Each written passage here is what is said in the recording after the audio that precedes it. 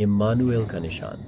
जब जब उज्जियाह का पोता योताम का बेटा आहाज यहूदा का राजा था, तब अराम का राजा रसीन और इज़राइल का राजा रमल्याह का बेटा पेकह यरूशलेम पर चढ़ाई करके उसको जीत न सके। और दाऊद के घराने को यह समाचार मिला कि अराम और एप्रैम एक हो गए हैं। तब आहाज और उसकी प्रजा के लोग घबरा गए, जैसे जंगल के पेड़ हवा में हिलते हैं। तब यहोवा ने यशायाह से कहा, तू अपने बेटे शार यशूब को साथ लेके जा, ऊपर के कुंड की नाली के सिरे पर, जो धोबी के खेत की सड़क पर है, और वहां जाके आहाज से मिल।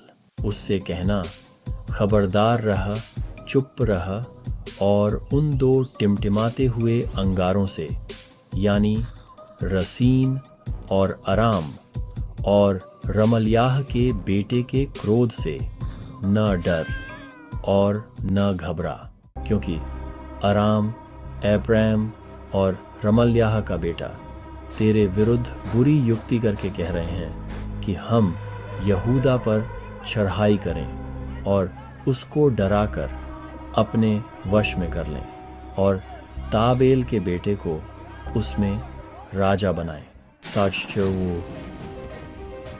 प्रभु यहोवा यूं कहता है, उनकी युक्ति कभी सफल न होगी, न ही पूरी होगी। सच्चा,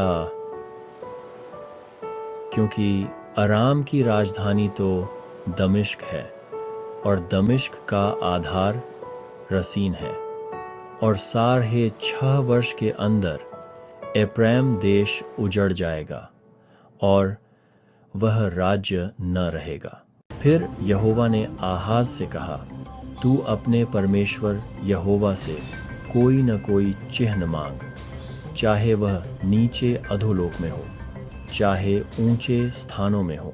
आहाज ने कहा, मैं न तो कुछ मांगूंगा और न ही यहोवा को परखूंगा। तब यशायाह ने कहा, हे दाऊद के घराने, सुनो, क्या तुम्हें इतना भी कम है कि तुम मनुष्यों को थका दो, कि तुम मेरे परमेश्वर को भी थकाओ? इसलिए प्रभु आप ही एक चिन्ह देगा। देखो, एक कुंवारी गर्भवती होगी और एक पुत्र जनेगी,